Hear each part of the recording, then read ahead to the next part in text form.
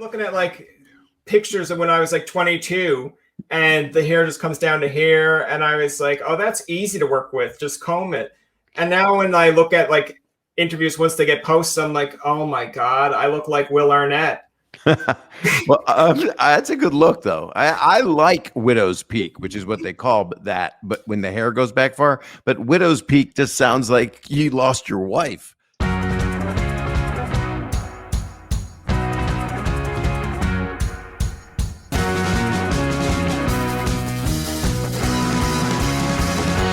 I was actually going to start this podcast because you don't get a lot of times to speak to somebody that you grew up watching and kind of tell them how much you appreciate just what they meant for you or like, you know, growing up.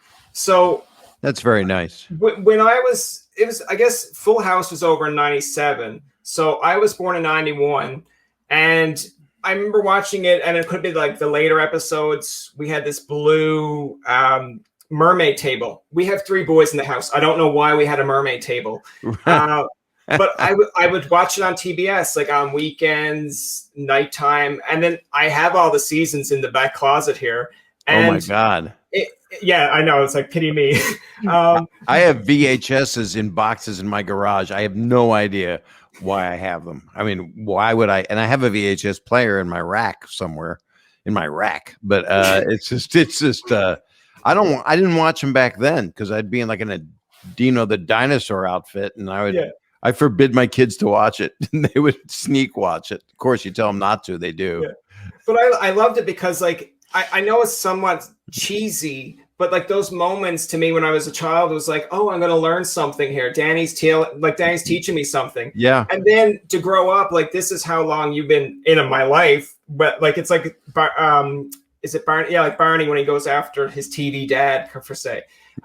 Right. Like then I watched AFE growing up. Even at high school, there was a channel that would show the old AFEs, and my friend would be like, "This is old." I'm like, "Shut up! I'm watching Bob Saget. You leave me alone." You're nice. I got a lot of crap for that joke because they were saying, "Oh, your jokes are puns and they're dad jokes." And it's like, well, you're not trying to do a joke, and it was hard because here I was doing Family Hour. And you have to do it. You got to do it properly. I've got 5-year-olds watching, and yet I'm wanting to talk to their parents and their siblings that are older. And the videos were the stars, and they were so interesting because we'd never seen that. Now you go on Instagram, Twitter, or TikTok, and you've got that's all it is people falling down and getting hurt badly. And I was always upset when it looked like they never got up afterward, and then they show someone in the audience throwing their head back. But yeah, I appreciate it. We were called AFHV. That's how, really? It was America's Funniest Home Videos. And I would say, send it into AFHV when the woman was coming on live. And it went around the world. It was like one of the #1 shows in China with me as the host. But some countries had their own, like London had Jeremy Beadle, and Australia had their own host. But in Canada, I was the only host. They didn't have a Canadian's Funniest Home Videos. Yeah, thank God. It would have been a guy looking at a moose. Yeah, just staring outside. I mean, in Newfoundland, it'd be like, you know, someone be like, "Hey, that's from Newfoundland, right?" It's like, listen, we have more than igloos, so just relax. I got to ask you. I have to ask you. I know you want to ask me. I'm cool with whatever, but I've never been to Newfoundland. I've been to Nova Scotia. I've been to Regina. I've been through Saskatchewan. I've got some tour dates coming up in the fall. I'll be in Whitecap and Regina. I just want to go there because the obvious reasons, just the name. But the thing is, I always wanted to go to Newfoundland and I never did. What's going on there? What is the COVID like there? What's the deal? Oh man. How much time you got? No. So our COVID cases were pretty relatively low, like in the East Coast, per se, like your Nova Scotia, PEI, New Brunswick, Newfoundland. They were like low. But the thing about that is we were getting too relaxed. So I think one time it was someone had a funeral and an outbreak happened. And I was like, yeah, that's the dead. They were more or less like, you know, what are you guys doing here? Like, stop. The latest one we have, our cases, they're starting to get lower again, but it was like an outbreak, I think, of students having a party or someone came in from another country, and then that kind of caused it again. Yeah, that's how it happened. Right. Yeah. So it's pretty simmer down quiet, but with anything, people kind of get paranoid or like upset where it's like, we're doing so well. Yeah, yeah. Well, the U.S., you know what they've done. I mean, in some places they've observed, and it's so many, it's hundreds of millions of people that a lot of them right now make it a political thing, and there were a lot of super spreader events, and people got sick. So, it's sad. And it'll go away. It won't go away, Yeah. but we'll get vaccinated if you want to, like the flu. You'll get the flu shot for it. So. That's what it is, but some people won't get it, so maybe they'll get the disease, or maybe they'll be lucky. I don't know. I just don't want any woodlands creatures to be hurt. I care about animal life. Yeah, no, that's fair. I mean, I think when we first got into COVID, and a lot of people were like, "Geez, if I pet my neighbor's dog, will I get?" And I was like, "Please don't let that be a thing," because then it's like dogs, like I can just imagine in their own little universe, like. He stopped petting me, man. Like, what's on the go with him? And exactly. Like, I got rid of my pet pangolin. I didn't want it anymore because I heard he just went batshit crazy. There you go. But the thing is, look at South Park's pandemic episode, that hour special. It kind of covered all of it. Any sick joke about it. And then if you say the wrong thing, everybody just wants to cancel you. It's like literally. The words that I want removed from the English language are witch hunt, conspiracy, fake news, all this garbage that has come out all over the world. And I think the U.S. generated quite a bit of it. It's pretty sad what's going on. And I hope we get to a better place as a human race, especially in this country, because we're a mess. Yeah, like I want to get into it with you about, of course, Full House. Let's do that. Let's talk about that stuff. But I just want to mention one point on that, because when you mentioned about cancel culture, I think it's hilarious because Dave Chappelle had mentioned in one of his stand-ups, he like mocks the audience and he's like, guess who that is? And they're like, oh, that's Donald Trump. They're like, he's like, no, that's you. Yeah. That's why I'm happy that I didn't do stand-up in this time frame, because anything I would have said, you would have said, oh, and started typing on the keyboard. So like, he did do it. In fact, I was in Ohio with him, and I was at one of the live events, and then someone in the company ended up with COVID, so they had to cancel the rest of the shows. But I was there in Ohio with him. God, when was it? Was it June, April? I don't know. And I was going to do a ton of shows. I was with Louis C.K. and Chris Tucker and Chris Spencer and Michelle Wolf, and it was pretty special. I just went there because I wanted to do stand-up and wanted to hang with my friends. And Dave, put out a couple things that were important to him. Yeah. Most recently, it was about that exactly. And I want to get on stage and find out what I can and can't say, but people are ready to, and I like to go unfiltered. I'm not filthy. I mean, yeah, you do one special in 2007 and drop a lot of F-bombs and they call you a dirty animal or you're in Aristocrats, but those things wouldn't be as, I'm not the same person because I change. And people don't want you to change. They want to think, oh, what happened to the dad on Full House? I was like, well, that was a character. Those are called characters. And, watch Entourage. I'm something like that guy and the Full House guy. But that's two-dimensional characters, which is great. I love doing all of it. But then people want to nail you for being, oh, he's filthy. It's like, no, I'm not. I mean, there's people that go full on much worse than I do. It's one special that I did. And I also wrote stuff in a book called Dirty Daddy, but that dealt more with how comedy helps you through death. Yeah. And so I'm dying to get out there, and not dying. I don't want to die, but I'm looking forward to getting out and doing it again.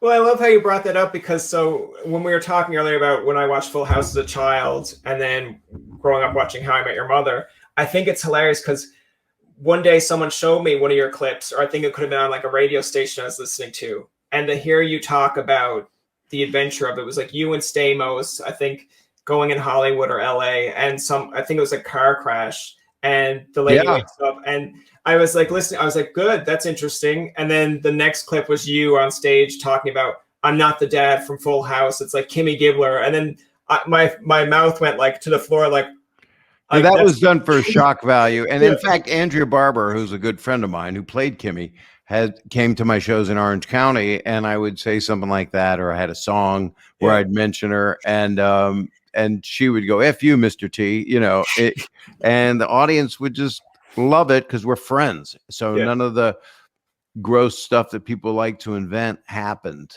which is that's, I think, the secret to the show is that it's obvious we all love each other, and I'm close with everybody on the show. I love them all. So but I'm comfortable in the fact that, like, when people say, "Oh, well, that's Danny Tanner. Why isn't he acting like Danny Tanner?" Like when you said it's a character, I like the humor when you talk about Coulier or Stamos and like just these random moments, or some people like, "Why did he say that?" I'm like, leave him alone. I'm like, that's funny. well, I don't know why I mean, I've been doing stand up for 45 years, Yeah. and my work, I sell out shows all over the English speaking world. I can't speak other languages. I'm no Eddie Izzard. I can't do it. I wish.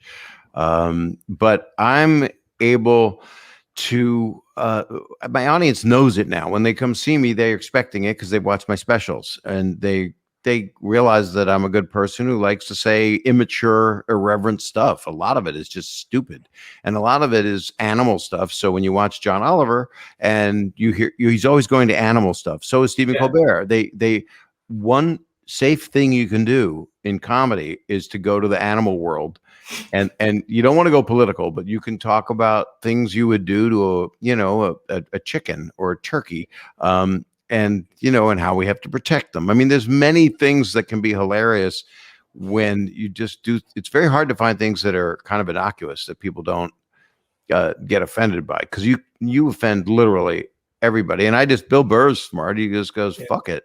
Yeah. And Dave Chappelle's right. It is the public that allowed this. It is enablers. It's people that spread a bunch of lies. Some of them are true. So people get canceled for doing something horrible. And even if it's not in court, if it's something that they come out and they actually apologize for, they're dented. And some of them have been, I think, should get out of jail already in the culture. And others, we don't need to hear from them again because we know who they are that have done real wrong.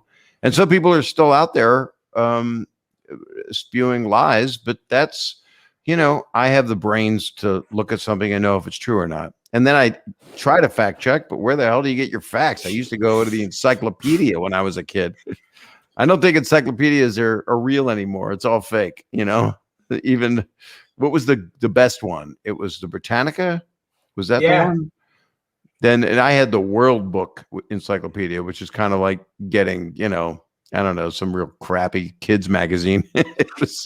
I don't know what was true. Chris Columbus came to America and he did wonderful things, and they don't talk about, the Queen was anti-Semitic, and Chris left to get away. I don't know. It was pretty bad. I don't know what happened. We don't know. That's the whole thing. I don't think we'll ever know about so much. And right now, people don't, they're making up. They're just, I can't believe you watch the news, and I'm sure you can't believe it either. And it's basically someone telling you the sky is not blue. It's just like, what? You're a liar and an idiot. So it is what it is. I just want to make people laugh and entertain them. And I finished a script. I'll be directing something that I really love. That's very funny. I can't talk about it, but you'll be excited, I think. I have a feeling. I think it's funny when you got into, because of course, when you're talking about all the stuff that you're involved in now, but it's weird because when you do a little bit of research on you, which I like to call this kind of interviews a Tinder date, because it's like you do a little bit of research, but not like, I don't want to know your whole story. I want you to tell me stuff. Right. But you were going to school at one point to be a doctor until a teacher was like, no, man, you're very creative. Step away from that. Do you go back to that teacher at times, or like if they're still living?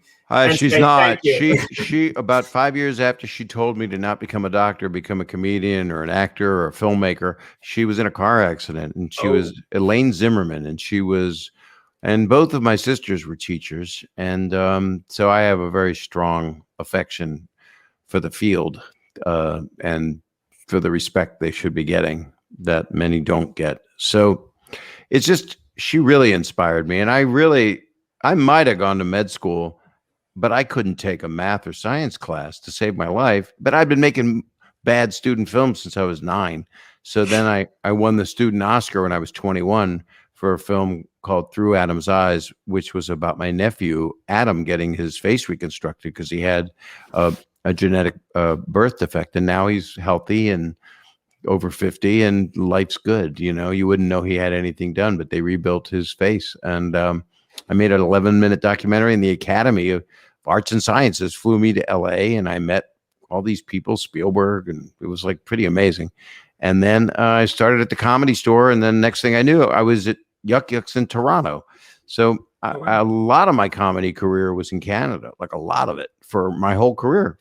Since I was 22 years old, I played Maple Leaf Gardens. I opened for Max Webster, who was a counterpart of Rush. And I bombed so bad, I said over the microphone, "Can I leave now? Will I still get paid?" And the promoter, Michael Cole, who started Live Nation, Ticketmaster, he said, "Yeah, come on, let's go." So that was on stage. He's telling me this. And, I love all of my experiences in Canada because I just find people are people. There's not as many agendas. I know there are, but it's just different than, especially now, what's going on in the US. And I want it to heal here, and it doesn't seem it wants to, because there's so many antagonistic people that don't have any love in their heart, which is sad.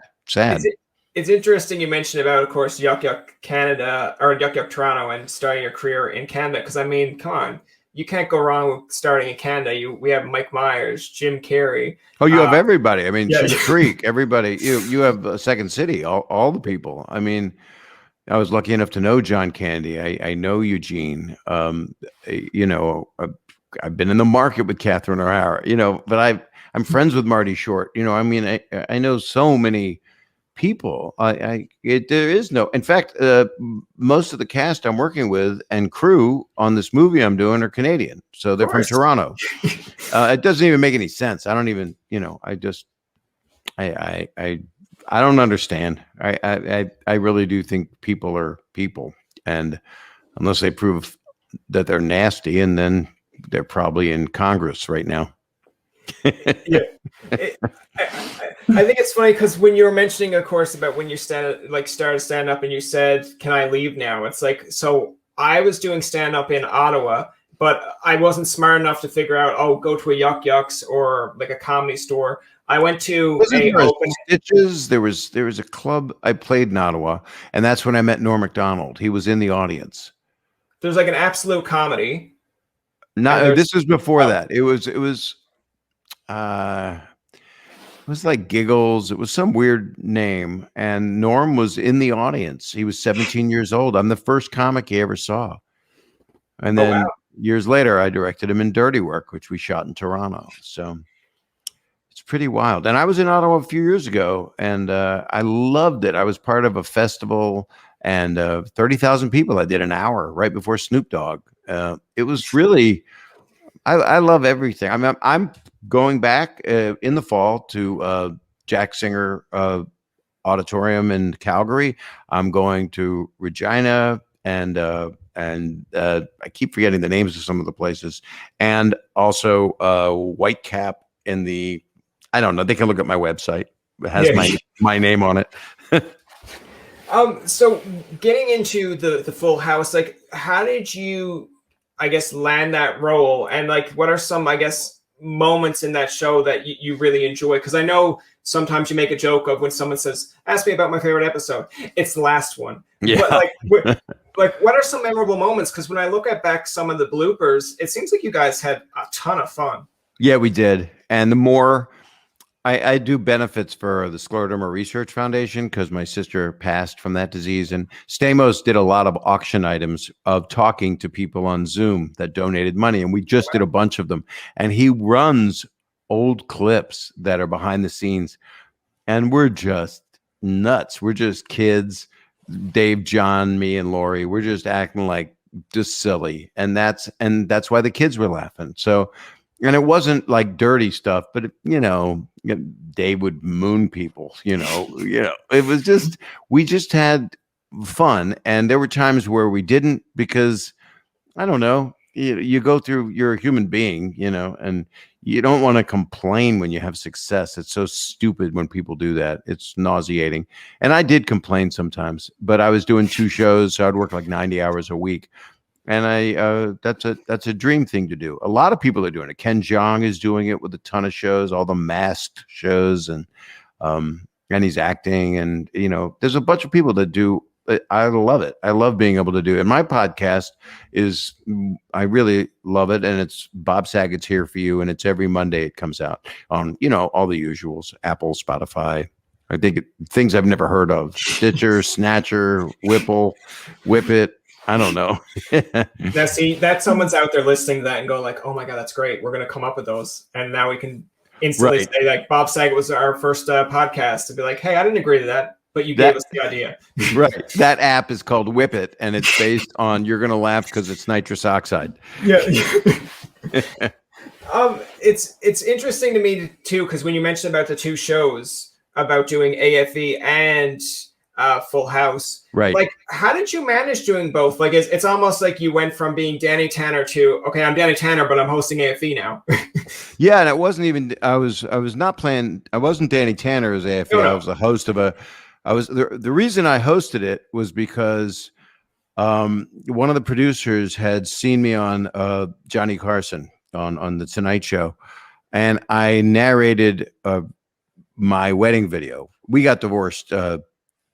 How long? 14 years after being married, but on the air, I ran that video with Johnny Carson and narrated the wedding video that I edited, and it was very funny. And they thought that I would be perfect to be the host of it. And then at that time, and still now, if you're watching, Anthony Anderson is on Blackish, and he's on To Tell the Truth. So, and I'm on there, I think, any minute, but on the air, I mean, we did it already. But the thing is, that was a gift. It's such a gift. And so I did it. I would have the 2 of the writers from America's Funniest Home Videos in my dressing room at Full House, and we would watch monkey videos and little kids and old people falling, and write the voiceovers, because I used to do all that. Look out! What could happen to me? Oh no! Oh, just dumb stuff. And so that was fun, but I'd do a scene in Full House and I'd go and work in the dressing room. So I was driving, and I was able, on my first laptop, when Apple first came out with a laptop, I was able to hook it up to a modem while I was driving, and I'd be typing and driving. Talk about texting. Yeah. It was insane. I'm an idiot. I'm lucky to be alive, and I didn't hurt anybody. And it was all to send voiceovers for monkey videos, that's what you wanted, like, see on the news one day. It's like, on a TMZ, it's like, Bob Saget crashes his car. It's like, rest in peace, Bob. It's like, oh, well, what was he doing at the time? Like, was he eating? It looks like he was editing monkey videos. It's like, you would have seen the narration of like a little kid with his pants falling down. And it was, oh, I'm just going to play here. And that's what you would see. That'd be the last thing I would have written in my life. Just have that on the tombstone, right? Someone's like, without the context, they're like, I'm confused. If it would have been then, it probably would have said on the tombstone, America, this is you, I was going to bring this up as, like, I guess a funny joke, but, when you do go back and watch, say, Full House, like, I know with the episode 1, when you get the DVD, there's 2 different dads that auditioned, and they show both. Yeah, I think they were assholes to run that actor. What happened was, I was on a CBS morning program, and that was on against Good Morning America and the Today Show. And I was on it for 5 months, and then they fired me. And I wanted to leave, but I was hosting. Just I was a third co-host, not unlike what I did on the video show. I was kind of born to be. I was a comic, so I was able to be a host, and I could broadcast, which means you look into the lens, you talk to the people, and you do the show like a talk show would. You do, and it was just strange. A wonderful guy named John Posey, who I've never met, did the pilot, and the producers, Miller Boyette, Tom Miller and Bob Boyette, had replaced a lot of people. It was common to do a sitcom, test the pilot, and then decide you wanted to replace someone. Mork and Mindy, Robin Williams wasn't Mork. It was John Biner. Perfect Strangers, it wasn't Mark Lynn Baker. It was Louis Anderson. These are things that just happened. And everybody's career ends up fine. And I know John Posey is an incredibly nice guy. And again, I feel bad about it because it's really a shitty thing to do, to run the thing. I mean, but that's what people want. That's the world we're in. You go on TikTok and you watch all the screen tests for all the people that Jim Carrey's Saturday Night Live audition. And you watch it and you go, God, he's a genius. Why didn't they hire him? And it was almost like they didn't, because maybe he was too big for the room, because in Living Color, he certainly exploded with his brilliance, and he used to go on before me at Yuck Yucks when he was 17 in Toronto. Pretty crazy. Because it's funny when you look back at that stuff, because I have seen some people's SNL videos and I'm like, okay, how did they not make it? And then like sometimes they'll come back as like a guest star. Like I think Kevin Hart had made a joke that he had tried out, and I'm like, it's interesting because then they host. They end up and then hosting. Sometimes to me it's like when you get that phone call of, hey, do you want to come back and host? Like there's a part of me that feels like that they're going to be like, no, fuck off. Like you rejected me and I made it big without you. Some people did say that, but then they ended up doing it again. And, that's when Mike Myers didn't do it. Then he did. He's a pretty brilliant guy. And Adam Sandler was amazing when he hosted before the pandemic, of course. And he sang a song about how he got fired and Chris Rock joined him. And he was just fantastic on that episode. It was amazing. And he got fired. Yeah. And he talks about it. And he said he would have stayed there for years. And, it's just funny people find a way. Talented people find a way. So if anybody's out there struggling, listening to this and going, why isn't this happening for me? I was at the Comedy Store for 8 years hosting and touring the country, but I didn't have any shows. I did a Richard Pryor movie. That was like the highlight. I did a Rodney Dangerfield special, a young comedian special where Kennison first was on. And then I didn't do a couple guest spots here and there on a show. But then I finally, had this moment happen when I was 30 years old. So I would watch everybody leave. Arsenio went and did his show, and Howie Mandel was on St. Elsewhere. And we've been friends since we were 21, 22. And so everybody has different timing. And I just don't care. And people shouldn't care if they're up for something and it didn't happen for them. To go bitter gets you nowhere. You just have to know that it wasn't the right door for you to go through, period. You cannot beat yourself up or go bitter. I know somebody. I was friends with a writer guy, and he wasn't happy with the way his movie turned out. And it's very negative and very snarky and sarcastic and angry. And that's sad. I feel bad for that person. And there's a lot of people like that, and that's what gets in their way. That's why they're not, why they don't get what they came here to want to do. And nobody should let anybody tell you can't make it. It's just like stupid. You just keep doing it. That's why you see Conan having his own talk show and not me, because I'm on the internet going like, I hate Conan. No, I love Conan, but that's my example. You have to love Conan. Right. And you can't be jealous. Why is Conan on and I'm on the internet? It doesn't Joe Rogan doesn't say that. He's got the biggest show that's ever existed in the world, around the world. More people watch his and listen to Joe Rogan than anybody on television. It just got, if you got billions of listeners. And Conan is arguably one of the smartest, funniest guys alive.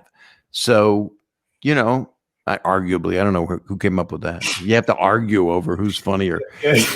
No, he's funnier. No, he's funnier. By what standards? Well, I found him funny. You didn't. So therefore I win. It's like, no. Yeah, yeah, you're right. You're absolutely right. There is no winning. There's somebody for everybody that makes them laugh, Oh yeah, like there's definitely people out there that I know when I was in university, you'd show them like a Kevin Hart clip compared to a Louis C.K. or a Jim Gaffigan, and they're like, I like that one, didn't like that one. So I'm like, well, actually, I liked him and him, so therefore they're funny. I'm like, can they all be funny in their own way? They're yeah, like, no, how dare you? Right. People put down Carrot Top. Carrot Top makes people laugh. Carrot Top is funny and has a good audience. And it doesn't have to be your cup of tea, but you can't. Everybody's a critic and nobody's actually doing anything. Everybody's just making their opinions what they output on the internet. And it's almost like a South Park episode where, and this is going to be an offensive word because little people, you don't use the M word.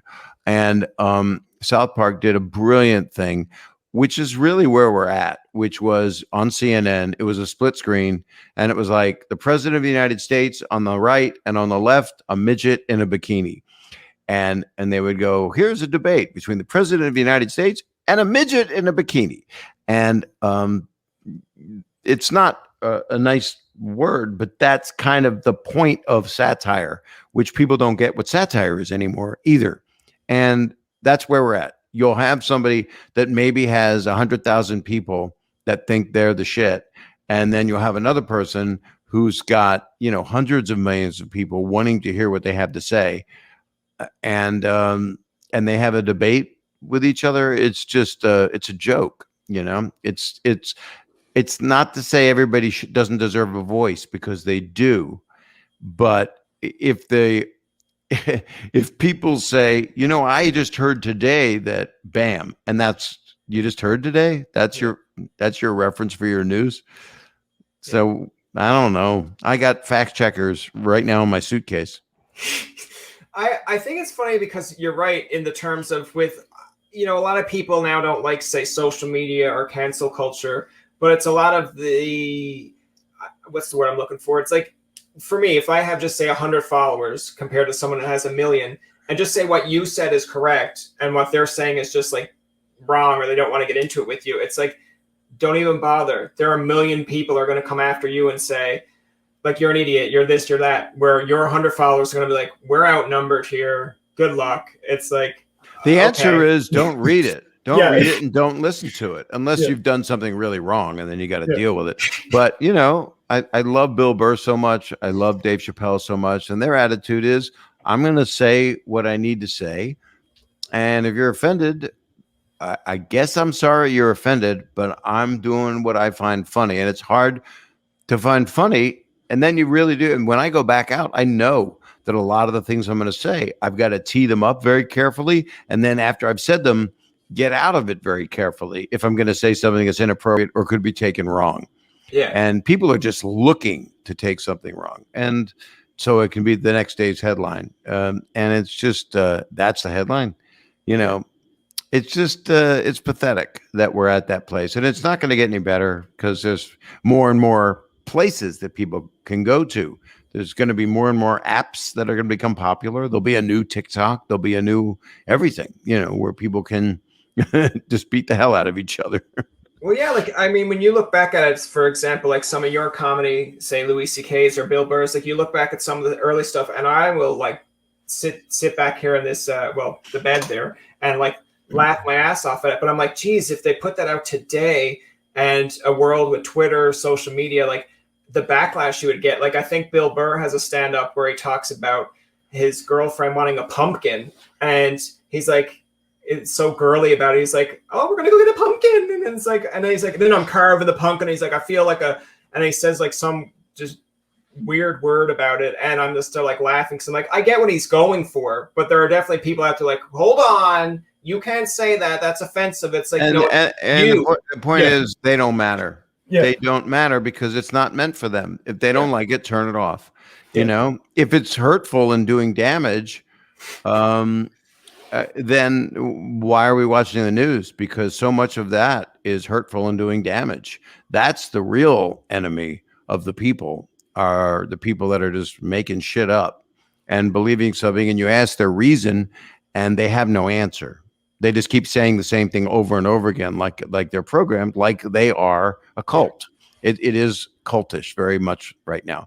And I am old enough that I remember what happened with McCarthyism.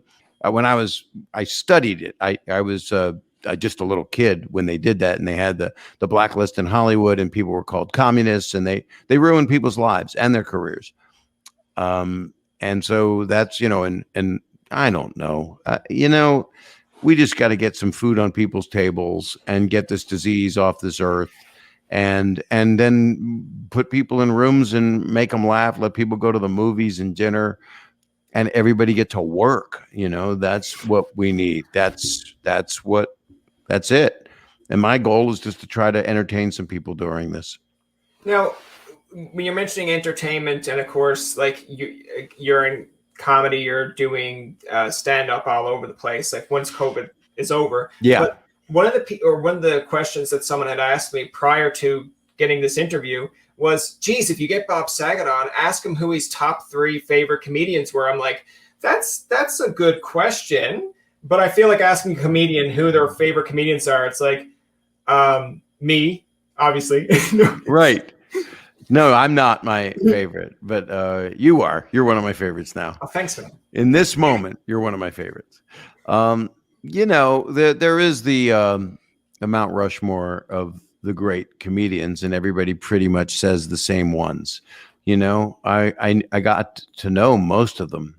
That's a dream that I knew most of those people. I never met Jack Benny. I was too young, but I met George Burns, and I did a television appearance on his birthday to roast him. And I met pretty much, everyone. I would say I can't go 3, kill, marry, but I would say Richard Pryor is always there because his acting through his stand-up and his artfulness of the human condition, and just what a talent like that. Just it doesn't happen. It's every 100 years, but there's much more than 3.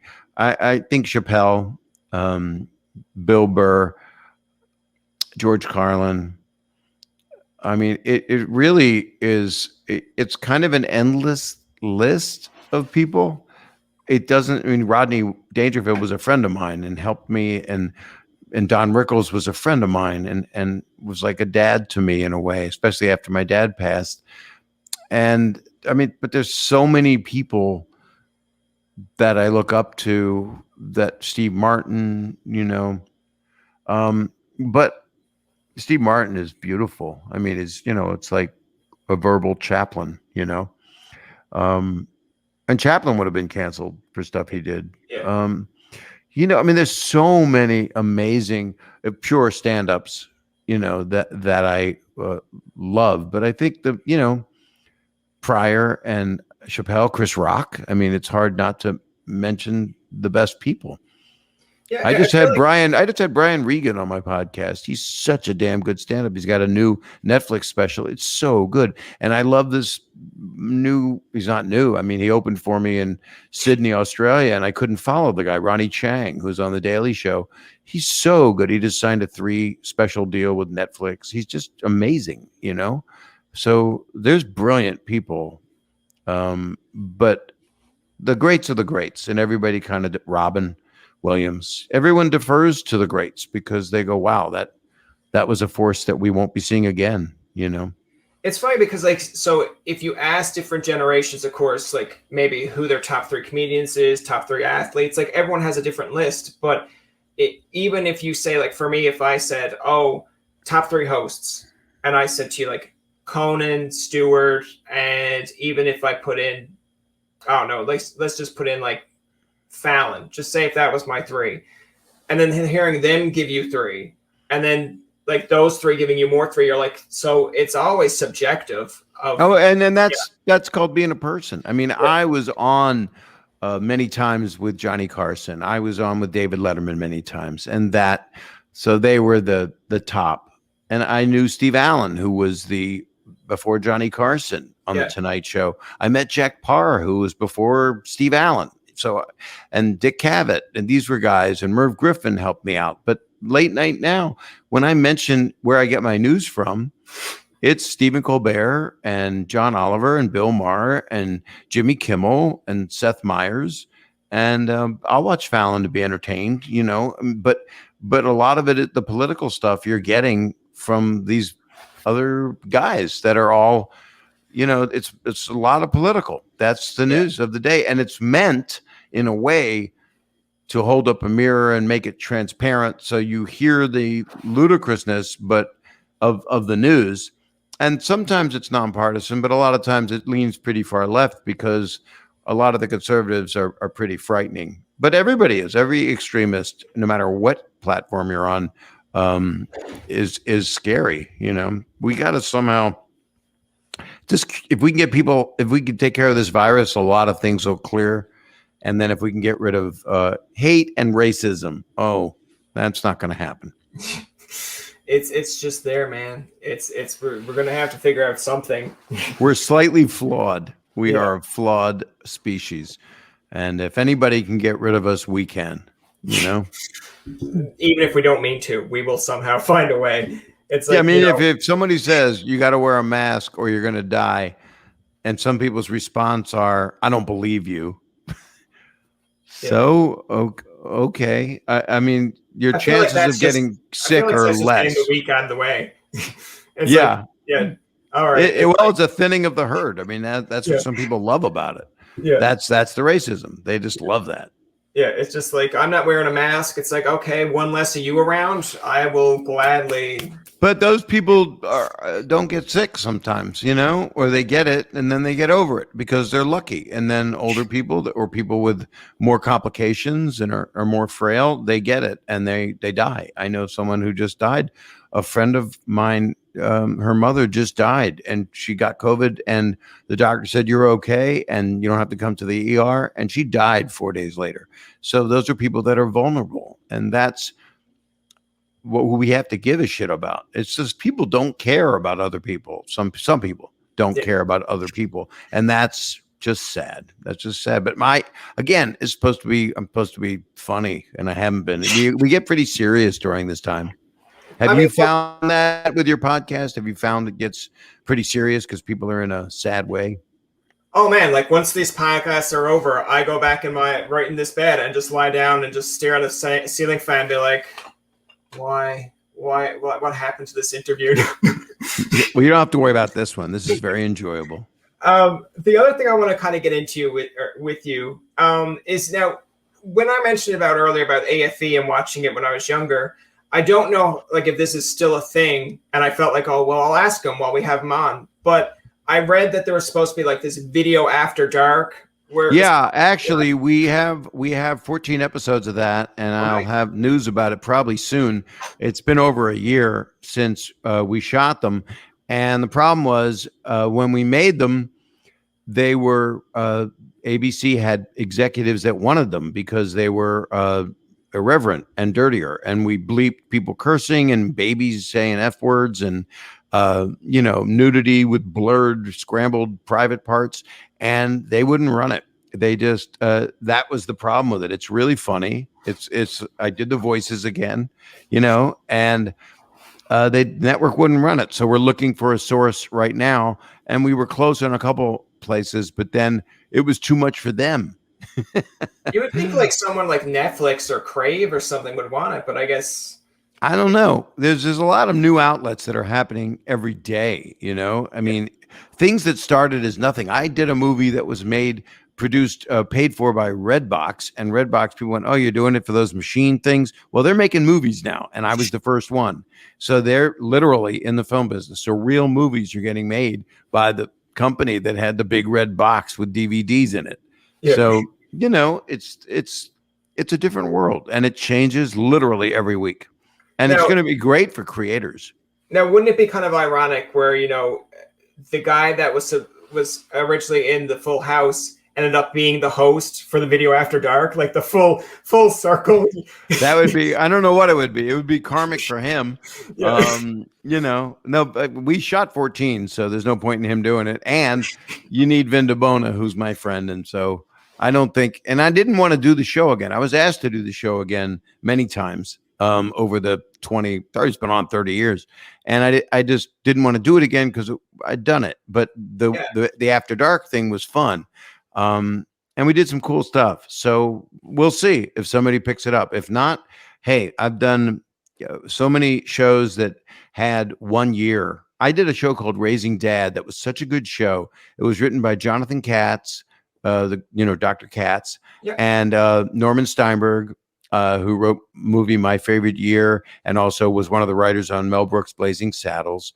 And they wrote it, and it starred me as dad.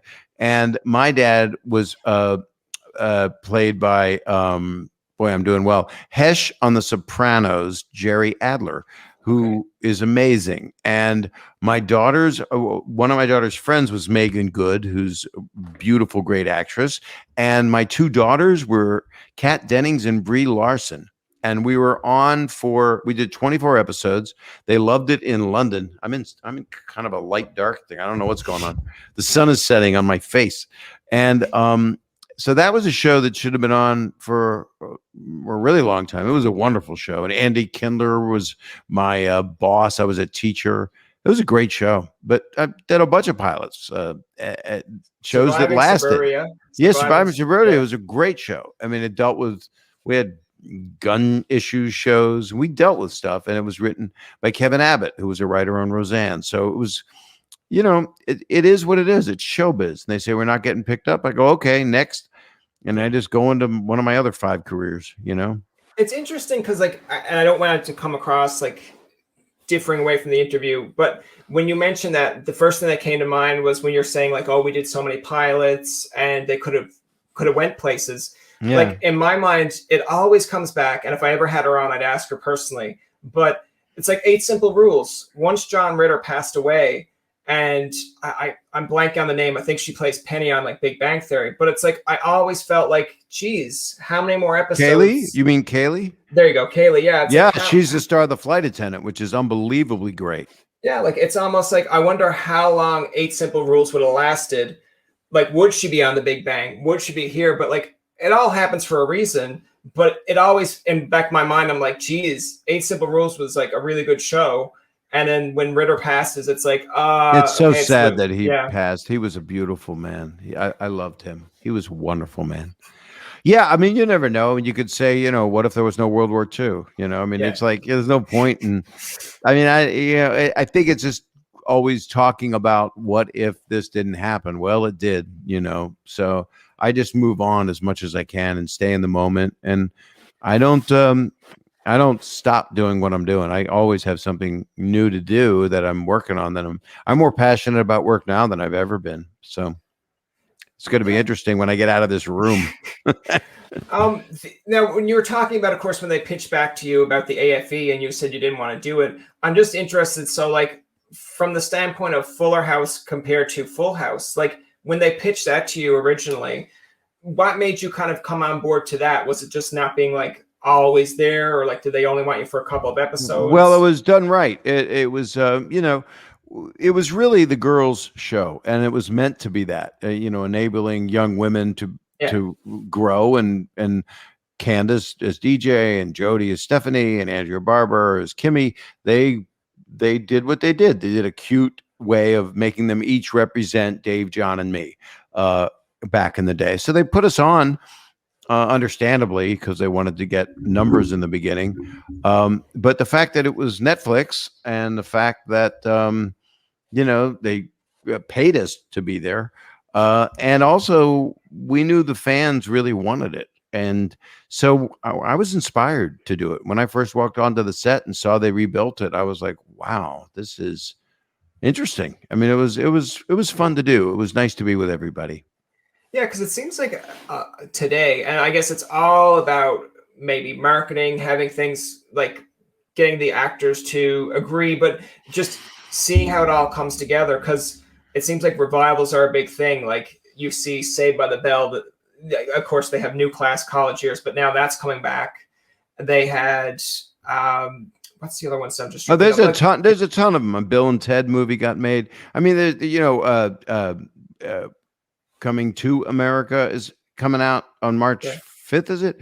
That's, people want solace in a kinder, gentler time. It's why Happy Days was a hit, because that was 20 years after the 50s, but it made people go back to when they thought was a kinder, gentler time. They didn't know that there was a Cold War and that people were oppressed and there was so much racial tension and terrible prejudice. It was much worse for most people, but not for the people that, a lot of people would like to go back to the 50s right now. A lot of people want to go back to just, a horse and carriage and no antibiotics.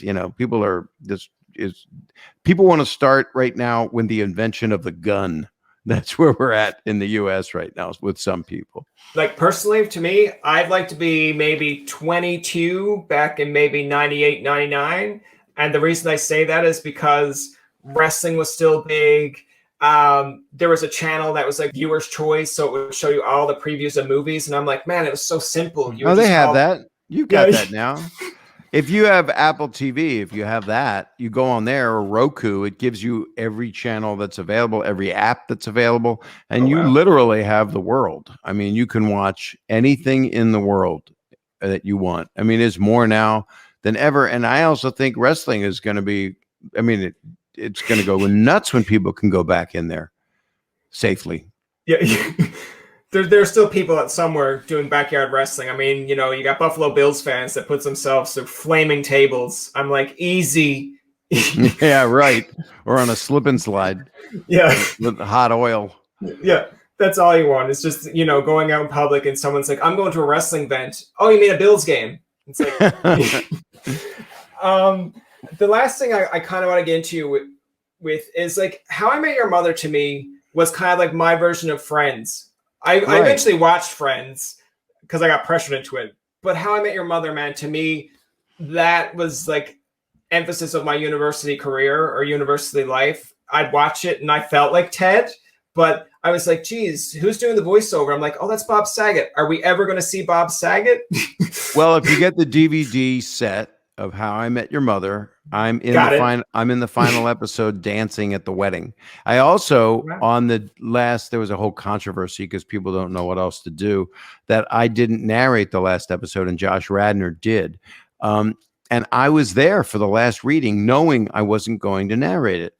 And I wanted to be there. I was part of the cast. I was uncredited on purpose because I felt like they're the cast and I'm the one that kind of ties it up in a knot. You know, I'm him in 20 years. Bob. Very no, humble. No, it's just it's not humble. Maybe it's a humble brag, but it's just how I look at it. I mean, what narrated by, I didn't want to see my name on there. It didn't make any sense. I mean, you don't see Ron Howard's narrator name on Arrested Development or Daniel Stern on The Wonder Years. I was following the proper way to do things, just dignity.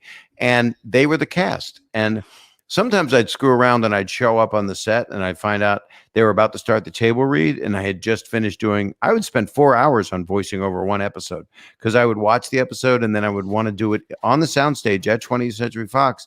And I wanted to get inside Josh's head and really be able to do it right. That's why it worked. That's why people didn't go, why? At first they were like, why is this happening? That was the big joke.